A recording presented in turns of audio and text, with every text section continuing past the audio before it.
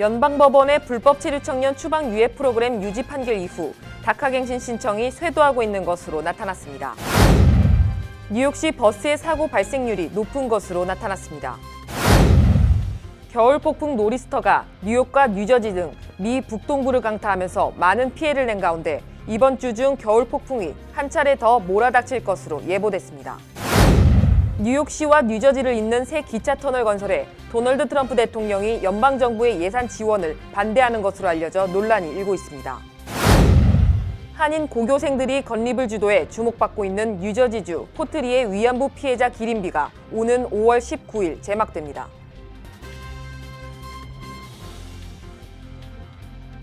SBI 융자 전문은행 뉴밀레니엄뱅크가 홈모기지 융자를 시작했습니다. 신속한 진행과 간단한 서류로 내 집 마련의 꿈을 앞당겨 드립니다. Member of FDIC and Equal Housing Lender.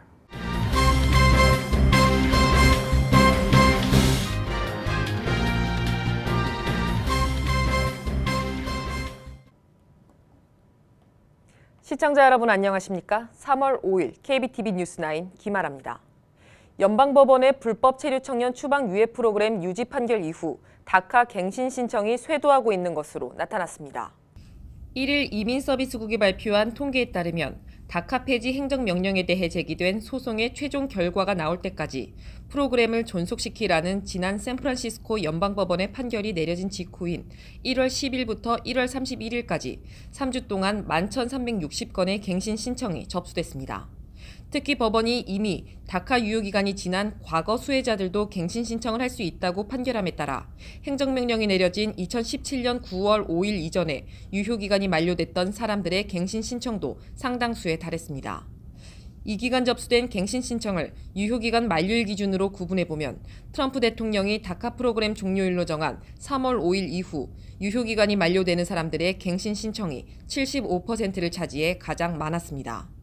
법원 판결에서 정부가 신규 신청을 접수할 필요는 없다고 했지만 이날 현재 USCIS에 계류 중인 다카 신규 신청도 21,950건에 달했습니다.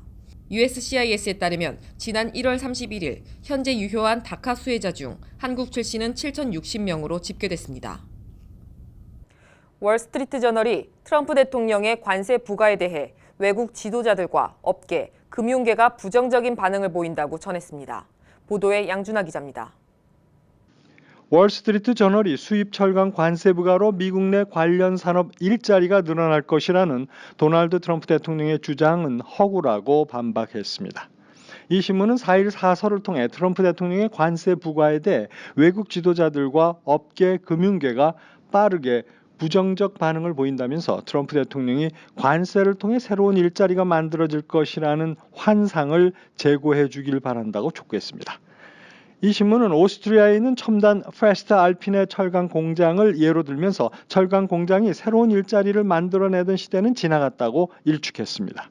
페스트 알핀의 공장의 경우 지난 1960년대만 해도 1천여 명의 블루칼라 노동자들이 연간 50만 톤의 강선을 생산해냈으나 지금은 불과 14명으로 같은 양을 생산하고 있다면서 공장 자동화로 현장 노동자 수가 급격히 줄고 있다고 지적했습니다.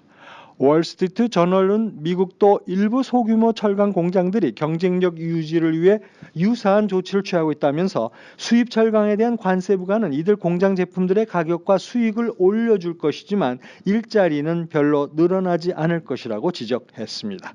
오히려 사양길에 있는 철강 산업 14만 명의 노동자를 위해서 650만 명을 고용하고 있는 철강 소비 산업에 세금만 부과하고 있는 셈이라고 꼬집었습니다. KBTV 양준하입니다. 뉴욕시 버스의 사고 발생률이 높은 것으로 나타났습니다. 메트로폴리탄 교통공사의 뉴욕시 버스 사고 통계 자료에 따르면 지난 2015년 1월 1일부터 지난해 7월 31일까지 31개월 동안 하루 평균 23건꼴로 사고가 발생했습니다. 이 기간 사망자는 14명이었고 부상을 당한 승객 또는 보행자는 2,520명으로 하루 평균 2.7명이 다친 셈입니다. 스쿨버스와 충돌한 사고도 180건에 달했습니다. 시형버스가 스쿨버스를 뒤에서 들이받아 9세 소년과 54세 여성이 병원으로 실려간 적도 있습니다. 사고는 버스가 회전을 할 때, 정지할 때 자주 발생하고 승객이나 보행자들이 다치는 경우는 승하차 과정에서 많이 일어나는 것으로 분석됐습니다. 또 운전자의 부주의와 운전 미숙 등이 주요 사고 원인으로 지적되고 있습니다. 특히 버스 특성상 보행자가 치여도 운전자가 이를 감지하지 못하는 경우가 많은 것으로 나타났습니다. 이 때문에 부상이 더욱 심해지거나 사망에 이르는 경우도 있는 것으로 파악됐습니다. 이러한 버스 사고를 줄이기 위해선 근본적인 도로 운행 체계를 재정비해야 한다는 지적입니다. 겨울 폭풍 노리스터가 뉴욕과 뉴저지 등 미 북동부를 강타하면서 최소 9명이 사망하고 150만 가구가 정전되는 피해를 낸 가운데 이번 주 중 겨울 폭풍이 한 차례 더 몰아닥칠 것으로 예보됐습니다. 기상청에 따르면 6일 밤부터 뉴욕과 뉴저지 일원이 노리스터 영향권에 들어선 후 다음 날 오전부터 시속 20마일가량의 강풍이 동반된 비가 내리다가 오후부터 차차 눈으로 바뀔 것으로 예상됩니다. 뉴욕시 일원의 경우 1에서 2인치가량의 눈이 예상되고 있지만 업스테이트 뉴욕 등 북쪽 지역에는 많은 양의 눈이 내릴 것으로 보인다고 기상청은 설명했습니다.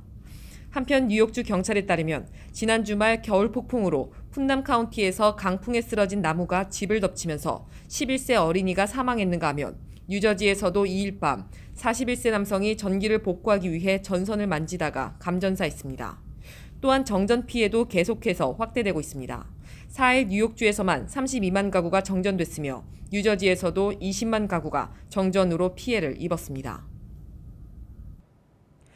뉴욕시와 뉴저지를 잇는 새 기차 터널 건설에 도널드 트럼프 대통령이 연방정부의 예산 지원을 반대하는 것으로 알려져 논란이 일고 있습니다.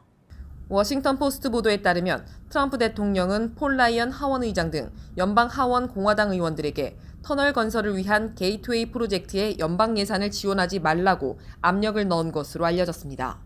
신문은 이 사안과 관련이 큰 공직자 4명을 인용해 트럼프 대통령은 게이트웨이 프로젝트에 연방정부의 지원금을 한 푼도 내지 않으려 한다고 전했습니다. 현재 허드슨 리버 기차 터널은 108년 전인 지난 1910년에 지어졌습니다. 이 때문에 심각한 노후 현상을 겪고 있으며 잦은 기차 지연 사태의 원인으로 꼽힙니다.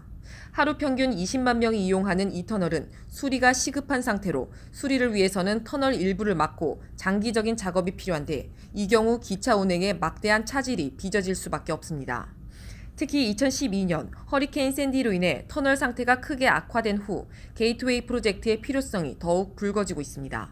문제는 250억에 달하는 막대한 건설 비용인데 뉴욕과 뉴저지 주정부 측은 주정부들이 절반을 부담하고 나머지 절반을 연방정부가 부담해야 한다는 입장입니다.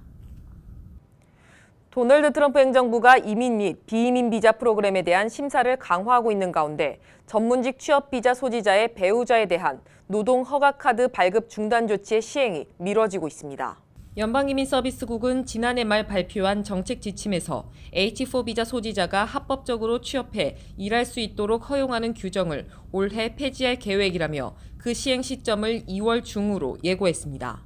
하지만 CNN에 따르면 USCIS는 지난주 법원에 제출한 소명서에서 규정 정비를 위한 시간이 더 필요해 시행 시점의 수개월 지연이 불가피하다고 밝혔습니다.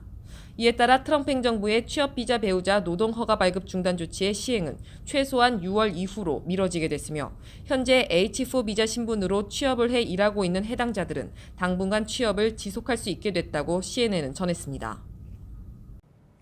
뉴욕시 공립학교 내 범죄가 다시 늘어나고 있는 것으로 나타났습니다. 뉴욕시경에 따르면 2017년도 4분기 동안 시내 공립학교에서 발생한 강도와 방화, 절도 등 주요 범죄가 163건이 발생해 전년 같은 기간 대비 12건 증가했습니다. 폭행 등으로 학생들이 체포된 경우도 2017년 399명으로 나타나 전년보다 26명이 늘었습니다. 마약 등을 소지한 혐의로 학생들에게 소환장이 발부된 사례도 지난해 298건으로 나타나 전년 254건보다 45건 증가했습니다. 학생이 격리 조치된 사건 역시 604건으로 전년 554건보다 50건이나 늘어난 것으로 집계됐습니다. 뉴욕시는 지난해 8월 뉴욕시 공립학교 범죄율이 역대 최저로 하락했다고 발표한 점을 감안한 경우 지난해 9월 새학기가 시작되자마자 범죄율이 다시 증가 추세를 보이고 있는 것입니다. 이에 따라 뉴욕시경은 범죄가 많이 발생하는 공립학교 50개 교를 선정해 경찰을 파견한 상태입니다. 올해 아카데미에서는 균형과 다양성의 무게를 두고 여러 작품에 오스카 트로피를 안겼습니다. 보도에 양준하 기자입니다. 올해 아카데미 시상식에서 이변은 없었습니다. 예상을 빗나간 깜짝 수상은 거의 나오지 않았습니다. 한 작품에 대한 몰아주기보다는 균형과 다양성, 안배에 무게를 두고 골고루 여러 작품에 오스카 트로피를 안겼습니다. 일요일 저녁 미국 로스앤젤레스 돌비 극장에서 열린 제90회 아카데미 시상식에서 영화 Shape of Water, 사랑의 모양이 작품상과 감독상, 미술상, 음악상 등 4개의 부분에서 수상하며 최다 수상을 기록했습니다. 이 작품은 1960년대를 배경으로 비밀 실험실에 들어온 괴 생명체와 언어 장애를 지닌 청소부의 사랑을 표현해 사랑의 본질을 그리는 한편 도널드 트럼프 행정부의 반이민 정책 등을 우회적으로 비판했습니다.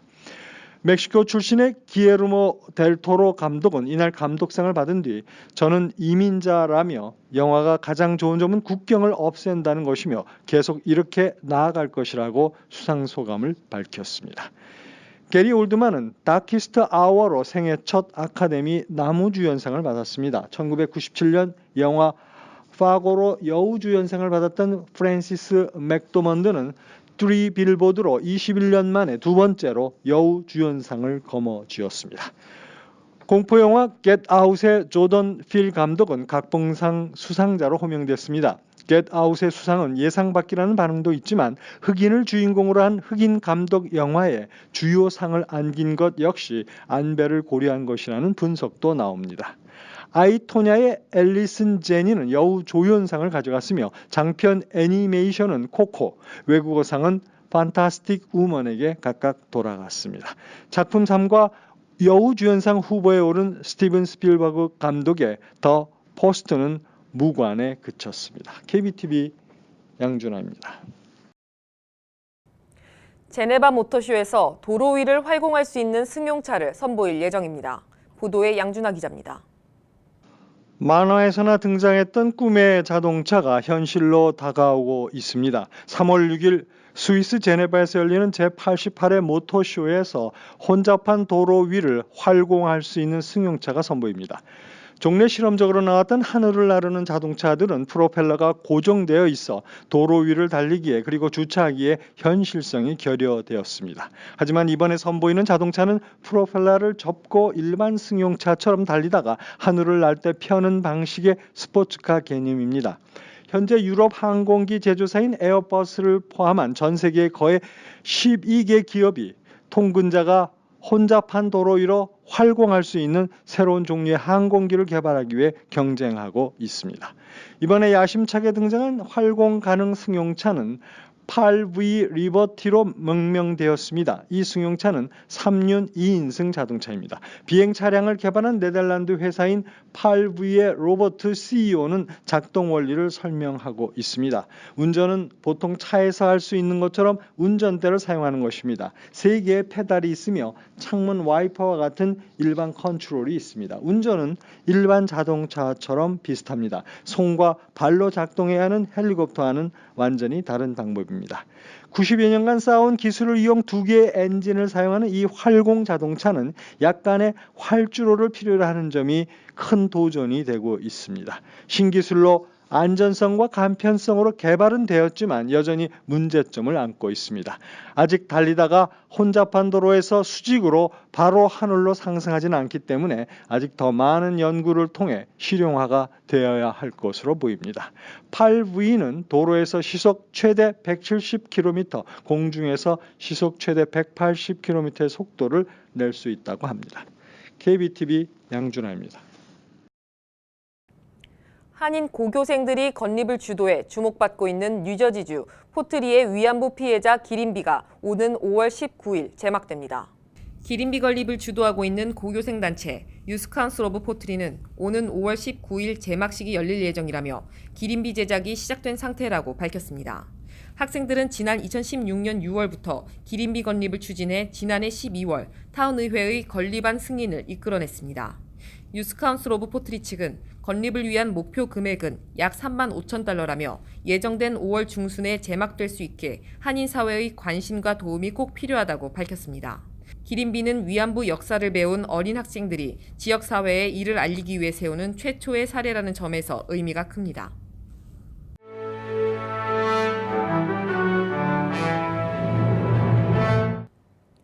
(3월 5일) 사건과 사고입니다. 센트럴 미시간대 부모 살해범이 체포됐습니다. 미 언론에 따르면 데이비스는 3일 자정을 조금 넘긴 시각 캠퍼스 인근에서 검거됐습니다. 데이비스는 2일 오전 8시 30분쯤 학교 기숙사인 캠벨홀에서 자신의 부모를 총으로 쏴 살해한 것으로 추정되고 있습니다. 또 데이비스는 사건 전날 캠퍼스의 경찰에 누군가 자기를 죽이려 하고 해치려 한다며 신고까지 했던 것으로 드러났습니다. 그러나 당시 그를 상담했던 경찰관은 그의 진술이 신빙성이 없으며 이상하다고 판단해 그의 부모에게 연락한 후 병원에 데리고 갔습니다. 백악관 앞에서 대낮에 권총 자살 사건이 벌어졌습니다. 비밀 경호국과 워싱턴 DC 경찰 등에 따르면 3일 낮 12시쯤 백악관 북쪽 펜스 인근에서 엘라베마주 메이린 출신 남성 카메론 로즈 버거스가 휴대하고 있던 권총으로 자신의 머리를 쏴 사망하는 사건이 발생했습니다. 비밀 경호국은 사건 직후 의료진이 출동했으나 버거스는 현장에서 사망했다고 밝혔습니다. 비밀 경호국 측은 버거스는 백악관 북쪽 펜스 인근에서 여러 발 총을 쐈지만 백악관 건물 쪽으로 조준하지는 않았고 추가 인명 피해도 없었다고 밝혔습니다. 매사추세츠주에 사는 다니엘 포르시엘로가 도널드 트럼프 주니어를 포함 5명에게 백색 가루와 함께 협박 편지를 보낸 혐의로 지난주 체포됐습니다. 경찰 조사 결과 편지 봉투에 든 백색 가루는 무해한 것으로 드러났습니다. 그러나 트럼프 주니어의 아내는 이 편지를 받고 병원에 입원하기까지 했습니다. 프루시엘로의 가족들은 프루시엘로가 자살 충동을 치료하는 약물 치료를 받고 있다며 선처를 호소하고 있습니다. 지난 2001년 치명적인 탄저균이 들어있는 편지가 몇몇 언론사 보도국과 2명의 미국 상원의원의 사무실에 우편으로 발송됐습니다. 이같이 우편으로 발송된 탄저균 가루로 5명이 목숨을 잃었습니다. 이 사건 이후 인체에 무해한 백색 가루를 보내 탄저균 공포를 불러일으키는 장난성 모방 범죄가 종종 발생하고 있습니다. 뉴저지 포트리 한인회가 올해에도 장학생을 선발합니다. 포트리와 인근 지역 학교에 재학 중인 성적이 우수한 한인 12학년 고교생을 대상으로 장학생 7명을 선정해 총 $4,000의 장학금을 수여한다는 계획입니다.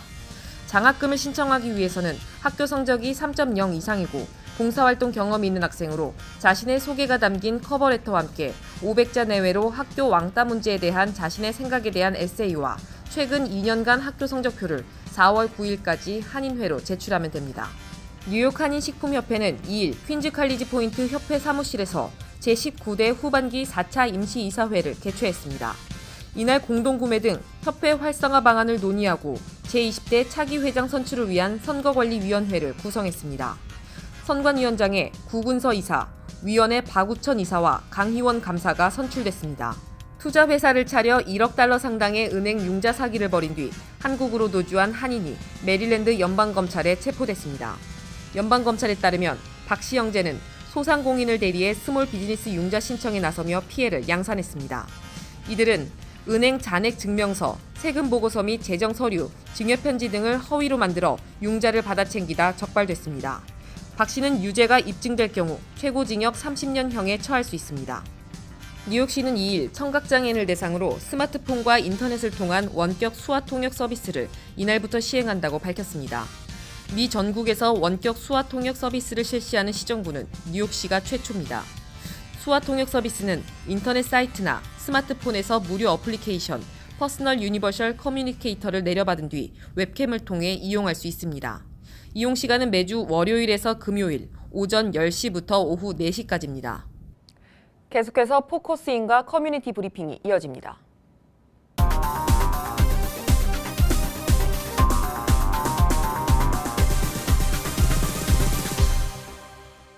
네, 포커스인입니다. 오늘은 김동석 상임이사님과 함께하겠습니다. 안녕하세요. 안녕하세요. 네, 지금 펠팍시장 선거에 관해서 이제 이야기를 나눠볼 텐데 최근 전해지는 소식으로는 펠팍이 로툰도 시장이 시장 선거에 나서지 않을 거라는 이야기가 있습니다. 어떻게 된 건가요? 전혀 그렇지 않을 거라고 봅니다. 아, 그런가요? 일단 그런 소문도 한간에 있었던 것 같은데요. 네. 이런 얘기에 쏠리면은 이게 절대 안 된다고 봅니다. 네. 굉장히 중요한 자리에 자기의 이해관계가 좀 되어 있는 자리는 절대 그냥 놓지 않습니다. 그리고 상대적으로 볼 때 팰리세이드 파크에 한인이 시장이 되는 거는 한인들의 힘으로 돼야지 누가 포기하거나 누가 양보하거나 해가지고 자리가 나서 들어가면은 별로 의미가 없습니다. 네.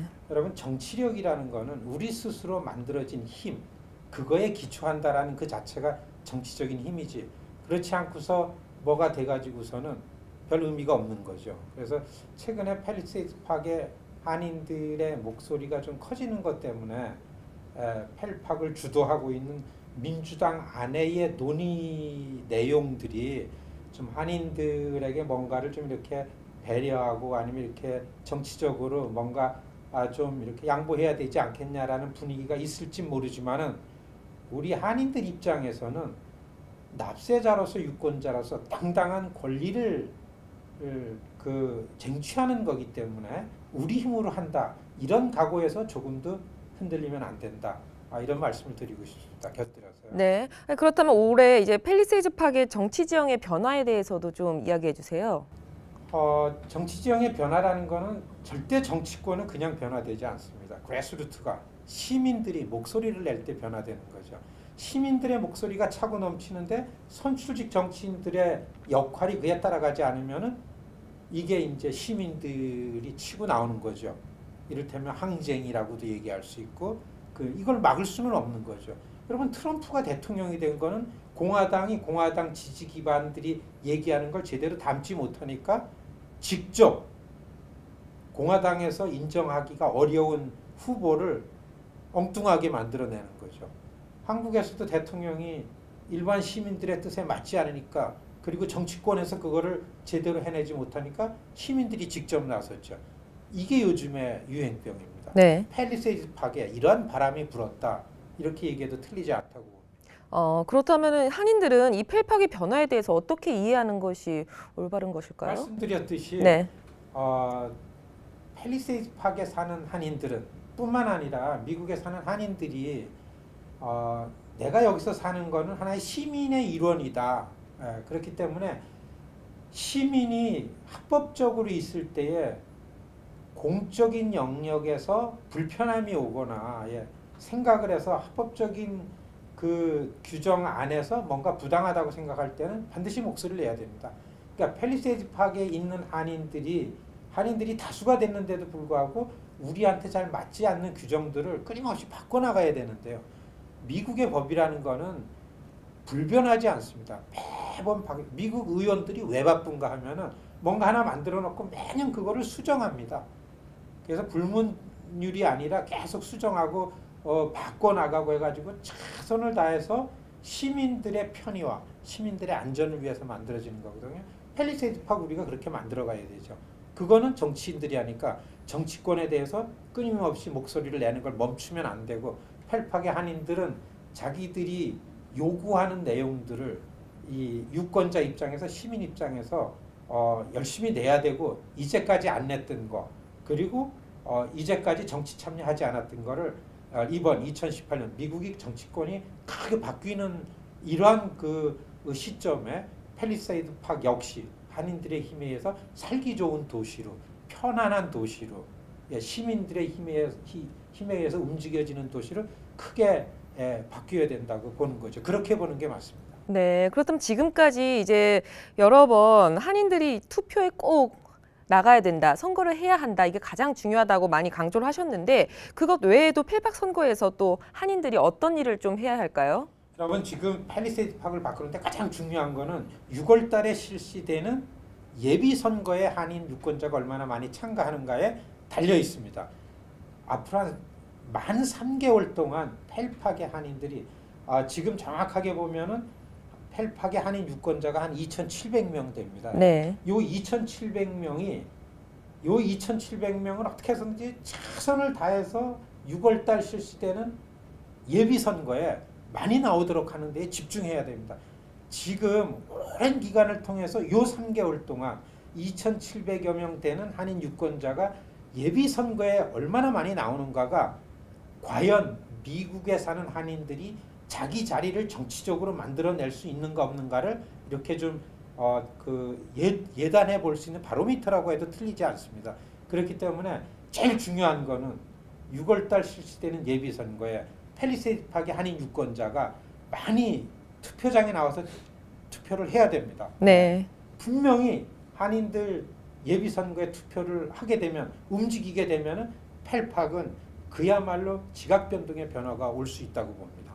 이거 우리 스스로 힘으로 충분히 만들어낼 수 있고 만들어낼 때 바로 그때다. This is on time.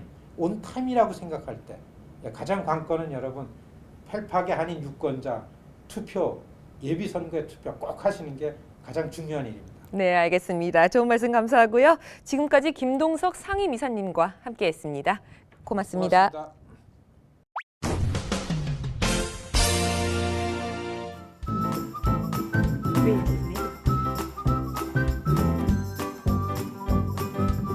creativemedia.net.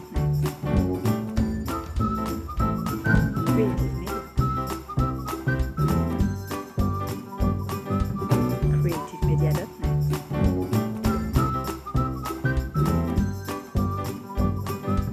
creativemedia.net.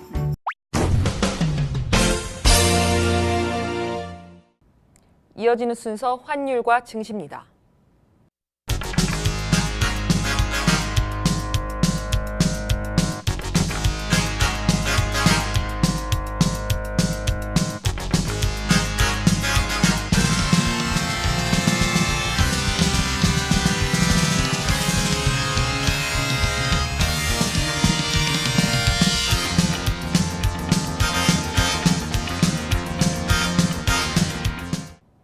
이어서 뉴욕과 뉴저지 날씨 전해드립니다.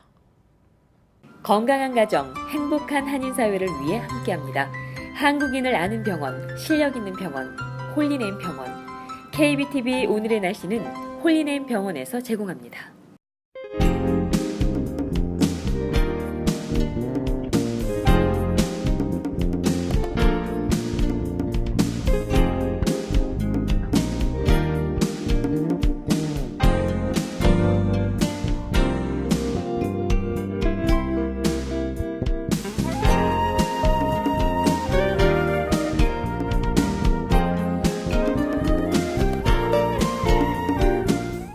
홀리네임 병원이 연방정부의 2017년 병원평가에서 5스타 최우수 병원으로 선정되었습니다. 뉴저지 버겐 카운티 유일의 5스타 최우수 병원 홀리네임 병원이 날씨를 알려드립니다. 이상으로 3월 5일 KBTV 뉴스9 모두 마치겠습니다. 오늘도 KBTV 뉴스9과 함께해 주신 시청자 여러분 고맙습니다. 편안한 밤 되십시오. SBI 융자 전문은행 뉴밀레니엄뱅크가 홈모기지 융자를 시작했습니다. 신속한 진행과 간단한 서류로 내 집 마련의 꿈을 앞당겨 드립니다. Member of FDIC and equal housing lender.